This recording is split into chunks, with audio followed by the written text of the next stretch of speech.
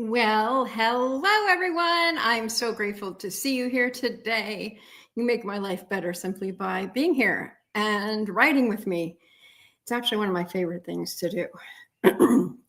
I was on my walk earlier with some of y'all, and I tell you, it is a lot of fun and it is nerve-wrackingly wonderful. And it goes right along with what we're talking about today, which is honoring and letting go of what doesn't fit us anymore or what doesn't serve us as we are going into our new life, as we are turning the page in our book of life, as we are starting a new chapter, a new phase. It is time to recognize and say, so long. Bye-bye, belief. Bye-bye, that idea that I used to hold so close. It doesn't fit my life right now. See you later. I know you're trying to help.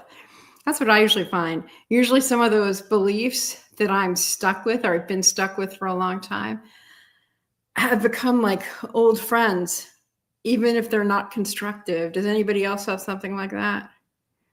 So a quick story as we all gather. Just today on the walk that we took, we're walking along and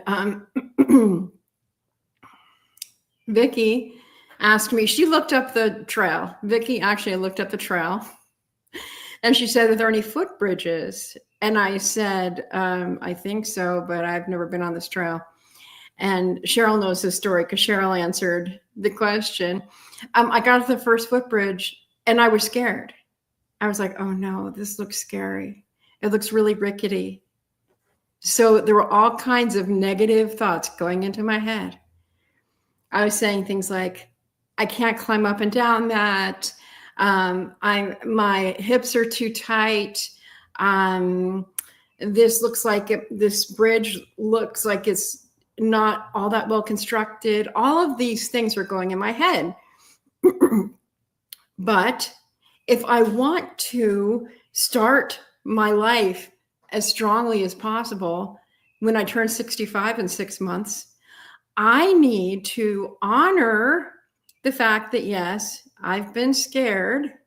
The fear has protected me, or so I thought. But that what's the word? That just automatic fear and the automatic stopping, where has it gotten me? It's gotten me into not being as physically fit as I would like.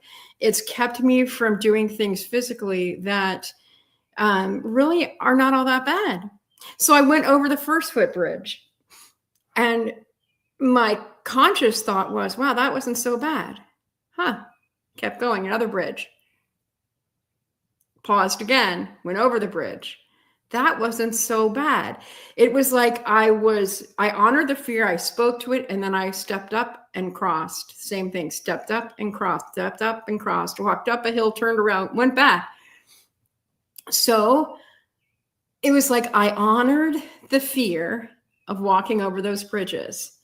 And I said, bye-bye, fear. You don't have power over me anymore.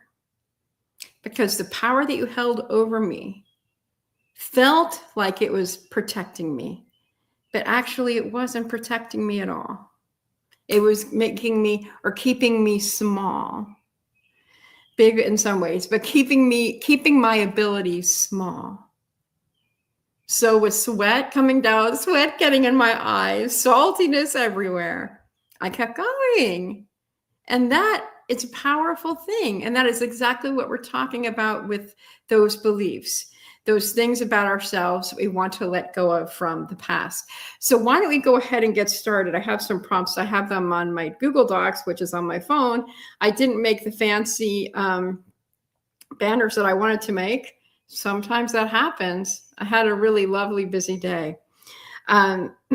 So yesterday we looked at our beliefs from the metaphor of a mirror, looking in the mirror and reporting back what we saw. Like I see, I wish Miss M was here because she had a really cool one.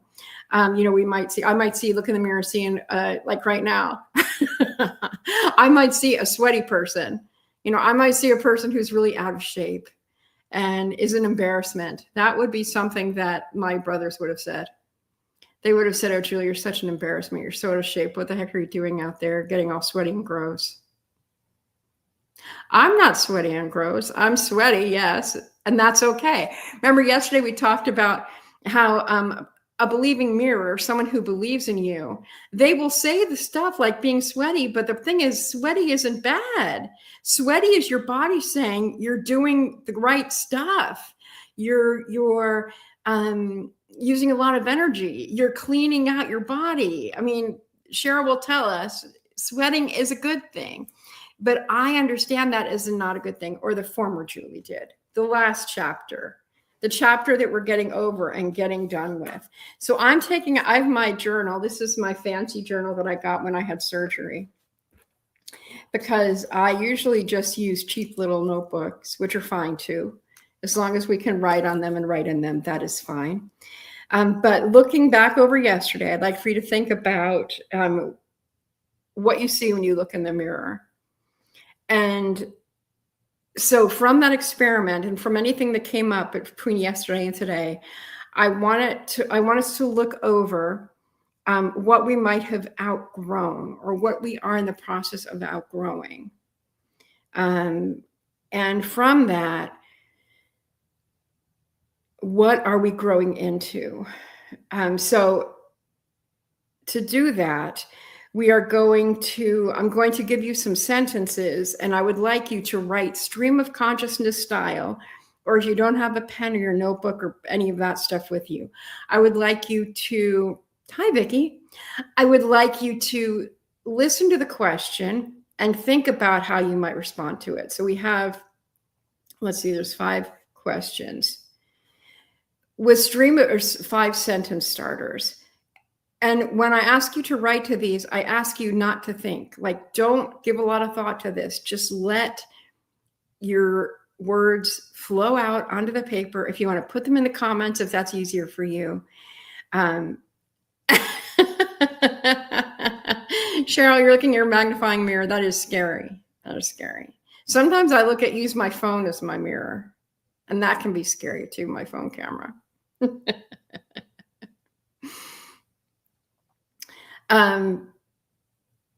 So one more thing about identities before we do the sentence starters. So when we're looking at the belief, or when we're looking into the mirror and asking who we see, we might say something like, in my family, I was a caregiver. I was a caretaker. I was the peacemaker. As I've aged, like 64 and a half, going out on walks every day in front of the whole world who wants to look on YouTube, what the heck am I doing? I'm too old. That's something that we might say. Hi, Pam. My voice enough. I'm too old. I'm too fat. I'm too scared.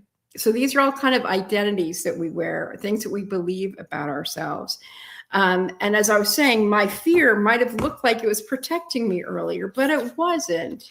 That's like, no, not at all. So we're going to start with sentence starters. So I would ask for you to listen to the sentences and then write your response without editing or judgment. Just let yourself answer that on your page. I'm actually going to write mine. So here we go. Here's the first one. I think I'll actually type it into the comments. Okay, so the first one, and it'll take like a minute to answer them one at a time. I used to believe. What did you used to believe? I used to believe. And you can say anything. And you can keep it to yourself, or you can write it in the comments. So go ahead and consider it and write it. I used to believe. I used to believe.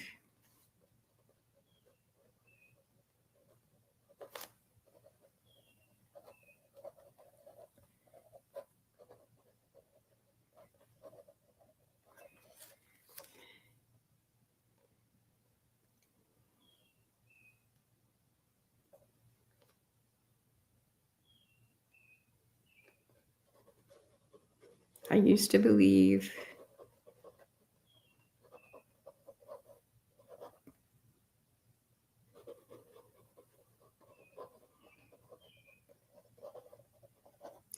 Okay, it's quick. The next one, if you're writing, if you tune into something that you really feel like you're going on a roll, you don't have to follow along with the rest of these prompts as we go.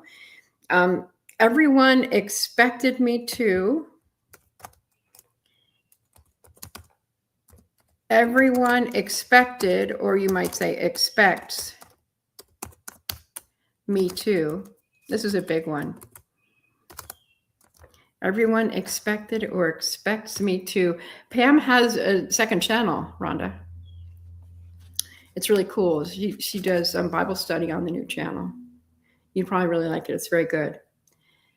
Okay, so answer the response to everyone expected me to, or everyone expects me to. I have one right now that I'm trying to get rid of. Okay, Pam says, I used to believe that it was my role to fix everything. Yes, you can write it here. You can write in the comments, or you can just keep it to yourself. You're totally fine. Do the best you can, Pam. Okay, you used to believe that it was my role to fix everything. And everyone expected or expects me to. And the first thing that I wrote right away was, everyone expects me to rush in and rescue.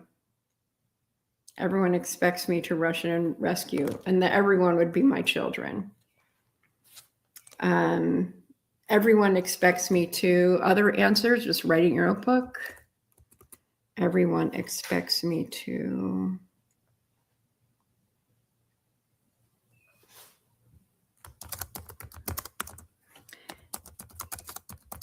We're looking back at the last chapter, the place that we're leaving, heading into our next phase. Pam and Rhonda are talking about Pam's new channel, In the Light with Pam. Okay, this is the next prompt is, I always thought I had to. I always thought I had to. And if you miss one of these, it's okay. You can come back and write to these later. In fact, a lot of these, you could write a lot longer. We're just warming up. I always thought I had to. Any people pleasers in the group? I always thought I had to.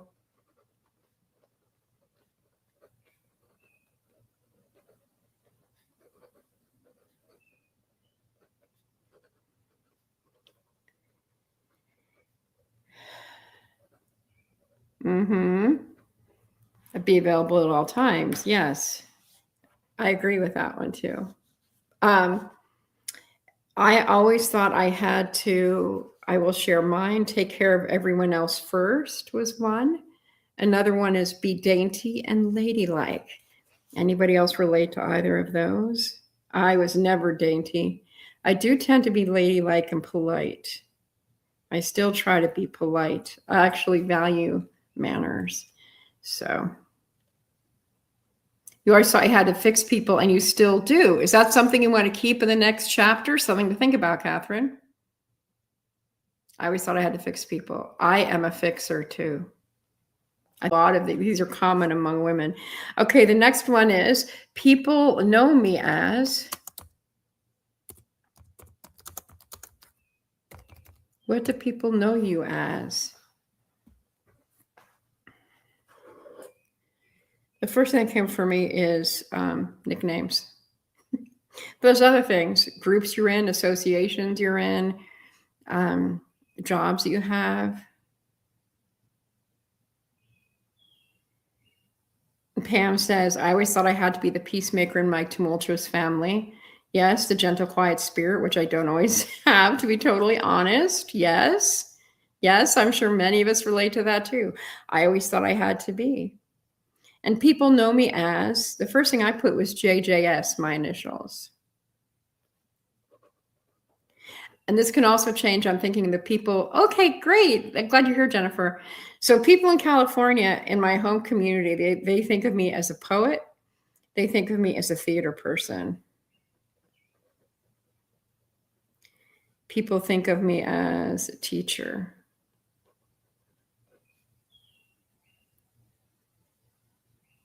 People think of me as. Feel free again to go deep with some of these. As a matter of fact, this is just kind of like cracking the door open. That's one of the things that I oftentimes say in my writing workshops, is that this is just the beginning. And in fact, part of the things with any of you who are coaches or who have had coaching is that oftentimes we do this really incredible work in the sessions or in the workshops, but the really important work happens afterwards. And so how my brain often works is I'll get a prompt or I'll have a question and I will respond to it, but pretty shallow, because I'm a submarine diver. I want to get into the heart and the soul of whatever the heck it is we're talking about. So, okay, your next quickie prompt is, if I stopped doing blank, I worry people would think ... This one is begging for depth. If I stopped, I'm going to write it, doing blank, I worry people would think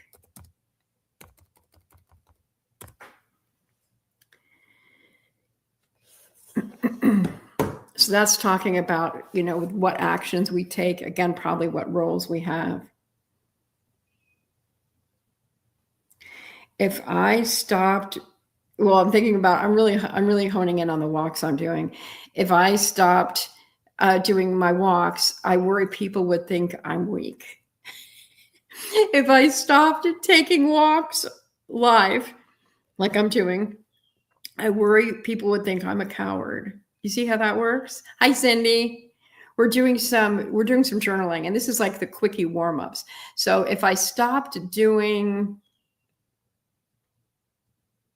my morning routine, I worry people would think they're not going to see me anymore, because I have certain people I do my morning things with. And if I don't show up for my morning routine on Focus Mate, I do have friends on there who get scared that they won't see me anymore. So anything like that, if I stopped doing whatever it is, we worry or we invest in what other people think, which is something else that as women, it's good for us to practice not being overly concerned with what other people think. So good to see you all. I really appreciate you being here. I'm curious if anyone had anything come up during those initial prompts that surprised you, that you weren't expecting to have that response come up. And my phone keeps taking me away from my document with all the questions. Okay. All right, something that I got that was surprised me is I wrote, I used to believe that being alone means I'm lonely, and that being alone is bad somehow. And I have to say, being alone, most of the time I'm not lonely. I am lonely sometimes, but I really cherish my solitude. And I'm actually an ambivert. I'm very friendly, but I literally need alone time. And that's been one of my most scary parts of moving in with my kids, is because the thought of being around people all the time, and, along the theme of, so I'm really doing a certain amount of work around that. So I'm going to have to let go of some things. In fact, I'll probably journal on this. That really goes along with this theme of, as I'm moving into this next chapter of my life, what am I going to have to let go of? I think I'm going to have to let go of my fear around that, and just know that we can, that I can work things out, set good boundaries, communicate clearly. I think it will work out. I need to get over, again, the fear. Fear keeps showing up, which happens for a lot of people, especially if you're prone to anxiety. It's something to think about. Catherine says that she thinks she's an ambivert too. So yes, I really need alone time. Really need alone time, quiet time. Okay. So let me get back my silly phone. I should get out my iPad. All right. So we're going to, I'm looking at the time, wanting to keep us together not too long. Oh, Cindy says, usually I'm an introvert and an extrovert. I need to be home to rejuvenate my energy. Yeah, that's like people say, if you need quiet time to get energy, then that means you're an introvert. I really think I'm a blend, because there's sometimes when I'll be like, I don't want to go to that party. I don't want to go to that party. I don't want to go where there's a bunch of people. But when I go, I have a really good time, which is very extroverted. And and when I get energized by being around people, and then I can't get to sleep because I'm so excited. And there's other times when I need to be, if I don't have quiet, then I can't sleep too. So Vicky, it seems like a bunch of us are that same way. It's interesting. I know that Jennifer's an introvert. Her name, introvert in Alaska. So yeah. All right. So we're going to look, when we're looking at what we need to let go of, and what we want to honor as we step into our next chapter, because that's where we're going to. We're moving from whatever we've been doing this time of year, this new school year starting. Lots of us are making changes. We are perhaps moving to a new place, moving our home place. Maybe we're starting a new job. Maybe we're leaving our work. Maybe we are retiring. Maybe our spouse is retiring. Maybe we are traveling. Maybe we're having a new family member. There's just so many ways that we are constantly starting new chapters in our life. And so I would like for you to think for a moment about those things that you may have stopped doing that you're not aware of. You may have heard the term quiet quitting. Think about a time when you stopped doing something, maybe that you didn't even notice that you stopped doing. Does anyone have something like that? If you just, one of the things that I'm thinking about right now is, in my world, I stopped auditioning for shows. And I stopped auditioning for shows. Why did I do that? So I would like for you to think of, what is something that you stopped doing? Maybe something you loved. And all of a sudden, 6 months, a year later, you realize you're not doing that anymore. So we're going to make this prompt really easy. I remember I stopped ... blank. And that, and thinking about that feels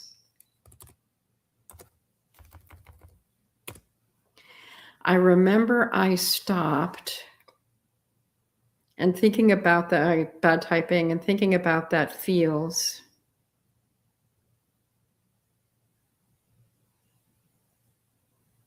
So if you're going to write that down, because that's kind of deep. Maybe you have one right away. This is one of those submarine questions that I might take time with. But I remember I stopped auditioning.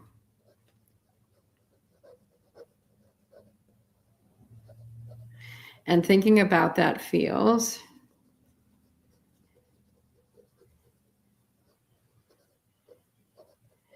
for me, that feels sad. What about you? What's your thing? I remember I stopped sending Christmas cards.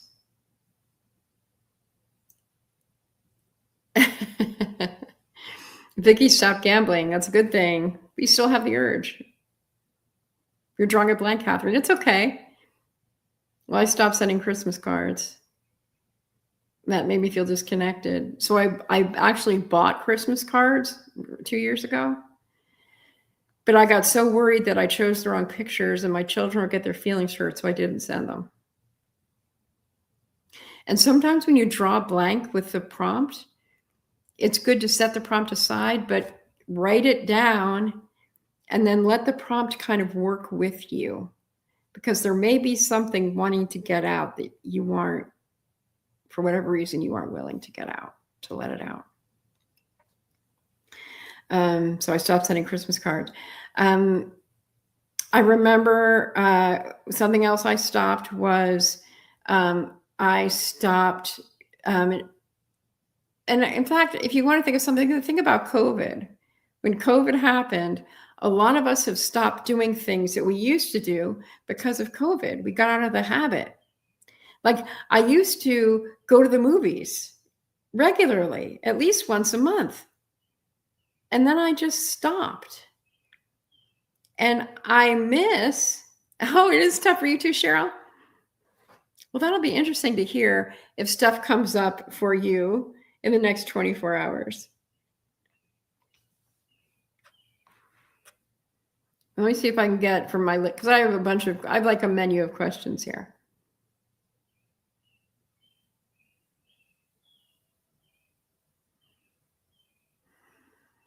No quiet quitters in this group. Because I could, and that's something to think about too. And I know that depending upon where we live, the whole COVID experience may be different. But for me, it's like I stopped going to movies. And if I don't think about it, I don't miss it. But when I hang out with my friends who are fellow movie lovers, then it makes me sad because they'll be talking about things and I have no context. I can't even get in the conversation. Vicki, thanks for being brave and talking about gambling. I wonder as I get healthier if I'll start missing chocolate. I think I'll always miss chocolate. All right, so we asked that question. I want to go back to how we see ourselves as when everyone expects you to be one way. I know that Pam answered that. Everyone might expect us to show up. Everyone might expect us to, for me, it's rush and rescue. Everyone will expect me. I'm laughing over Jennifer's question. Jennifer says, I didn't get one red light. I stopped doing my morning routine that filled my cup and set me up for the day. She's trying to get back to it. And you do miss going to the movies. I would say the morning routine one is also big for me. Recently in this very journal here, stop going to movies, get together, going on what? Yeah, see, there's a lot of things going to the library. This journal here, I started doing my rollover and write journaling. And thank you for bringing that morning routine up, Jennifer, because my rollover and write journaling was so good for me because it was a chance. It was like prayer.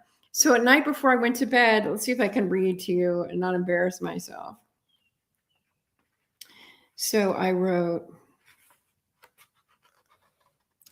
that was in the morning.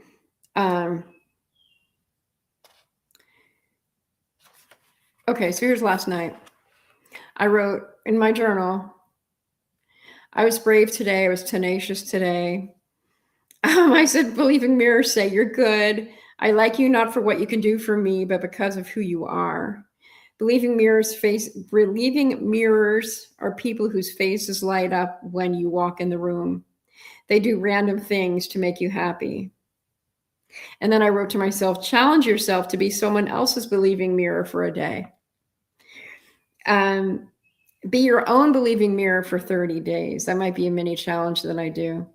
And then I wrote, thank you, God. Thank you, God. We'll check in the morning. And then I wrote, tomorrow is our day. And I wrote down something I was going to do today, which is in the morning, go visit Sojourner Truth, which I did. This morning I wrote, I'm still tired. I woke up, I'm still tired. I'm writing first thing. I am doing this again. I'm writing the first thing at 7 a.m. I'm barely awake. Tonight I'll go to sleep earlier. And then I wrote, sometimes I'm surprised. I mean, that sounds like nothing. Sometimes I'm surprised when people like me. Is this humility or disregard for self? I don't know. I'm still very sleepy. So funny. And then I wrote, God, what is the bridge? God, what is the bridge? That's interesting. And then I wrote a note to you, all of you here, because in stepping into this next chapter in our lives, I wrote, we're not journaling to become someone else. We're starting this next chapter with strength, courage, and hope. And then I wrote a note. This is like this is like Grace Grit and Grow, because I wrote, I got a thought that I believe is from divinity, said, write tonight, meaning tonight, write next day's theme immediately. So prepare for tomorrow's journaling session, write it down before I go to bed, And so that my subconscious mind and God can be working on me while I sleep.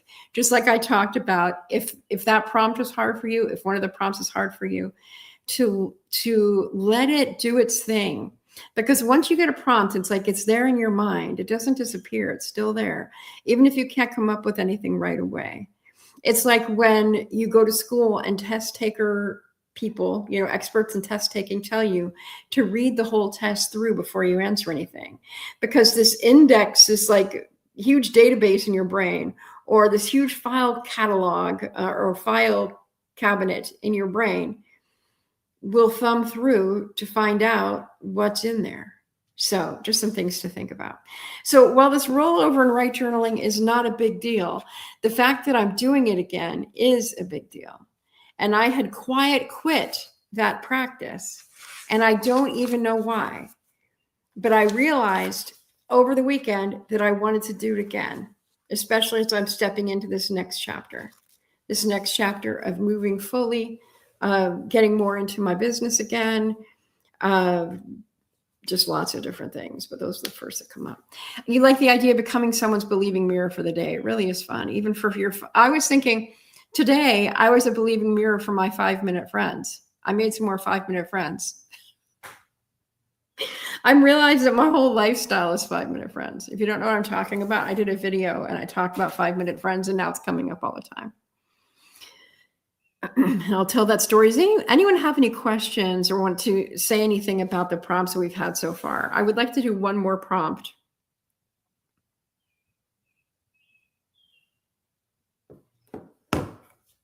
I'll give you a second to answer that question.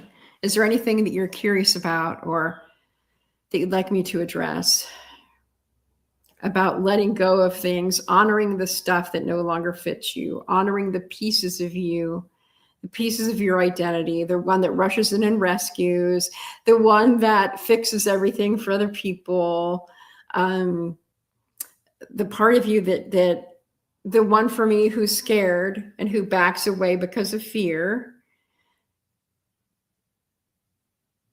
Okay.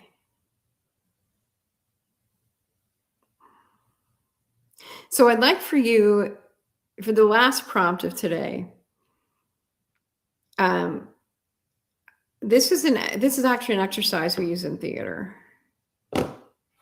So I'm trying to think how to translate it. So I would like for you to think about an outfit that doesn't fit you anymore. It might be too big, too small, too short. It might be a uniform that you wore to a job.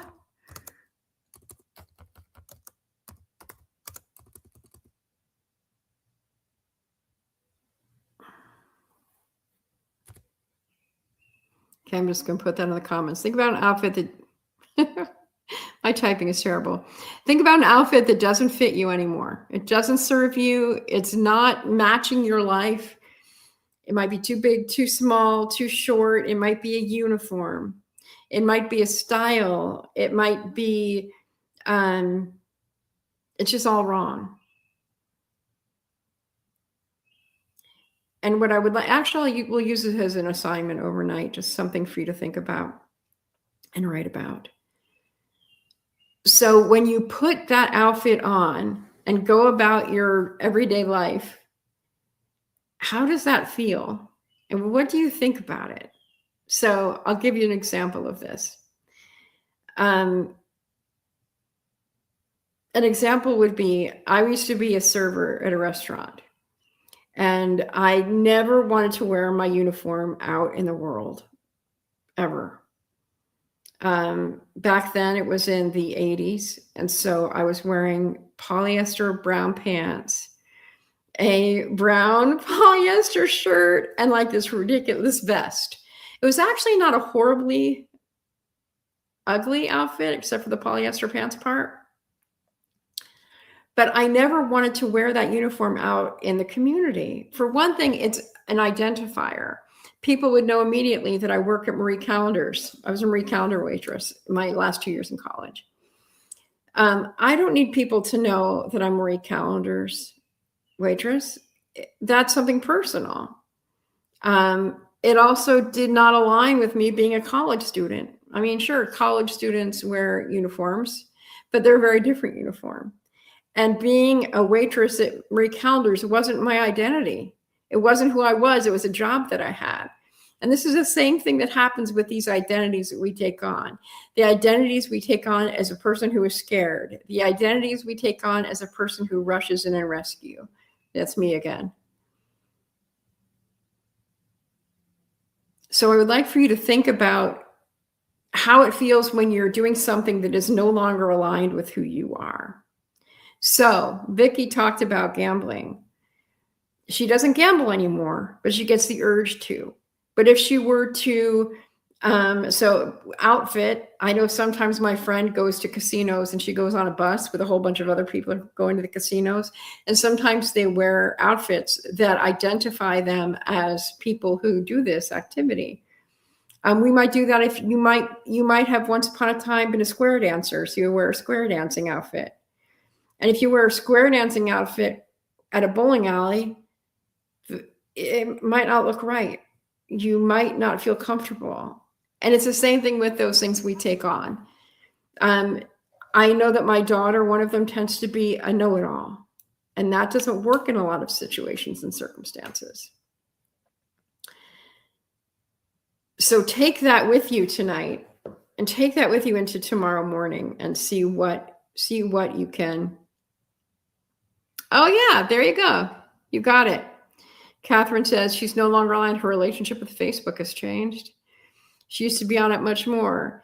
Cindy says I don't wear dresses anymore, high heels. Okay, I would like to wear high heels. I haven't worn them in a long time, and I really would like to wear high heels again. I'll tell you the truth. I do like wearing dresses. I do wear them occasionally, but I would like to wear more dresses actually. And not super high heels, but I'd like to wear more heels than I wear. So those are good examples. So thank you. Thank you for bringing those up. So when we let go of some of these things, and I was going to say that also happens with aging. When I see older women, like women in their 70s and 80s wearing really high heels with these amazing legs, I get envious, which isn't nice. And I just wonder how they've done it.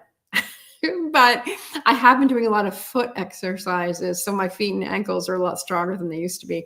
There's still hope that I might be able to wear heels again. So what I would like for you to think about tonight and into tomorrow we're going to talk about our strengths. And this ties back to letting go of our weaknesses, letting go of those identities that don't fit us, and letting go of those beliefs that aren't serving us anymore either. And then we can come back with the strengths that we're building for this next chapter. And so to become stronger, we need to let go. And as we do the prompts that we gave today, and those may lead to others, and if you have any questions, please ask them, either direct message me or put them on the comments of the video. When we let go of things, one of the good ways, or good isn't the right word. One of the things we can do is celebrate letting go of those habits, letting go of those behaviors, letting go of those old ways of being, letting go of the Marie Callender's uniform, hanging up the square dancing dress after you're leaving the square dancing arena, if they call it that. Okay, yeah. Cindy says high heels hurt her feet, and she hasn't been anywhere special since COVID. And I mentioned COVID earlier. I don't know if you were here then, Cindy. She used to go to church, but she hasn't since COVID. It's interesting because there was a long time when I was a person who did not go to church. And I never stopped believing, but I didn't go to church. And now I love my little church in Sussex. And part of this was difficult for me leaving that church, because I love going on Sunday mornings. I love connecting with those people. I like dressing comfortably too. But I also want to look pretty. And I haven't really cared about looking. This is great. Another thing. I would really like to wear makeup again. And I would like to look pretty. Or I want to put myself down. And Vicky's closet needs attention. I've been decluttering a lot. I would like to get a prettier wardrobe. Anyway, and comfortable can be pretty too. So I would like to thank each one of you who's here today and who's been with me these last couple of days. Any questions or anything else you'd like to chat about before we go? I'll give it about 5 more minutes. Tomorrow I won't be running around all day, so I'll feel much more prepared. Hi, is that I was talking about you earlier because I love what you said about what you see when you look in the mirror yesterday. That was really brilliant. How you talked about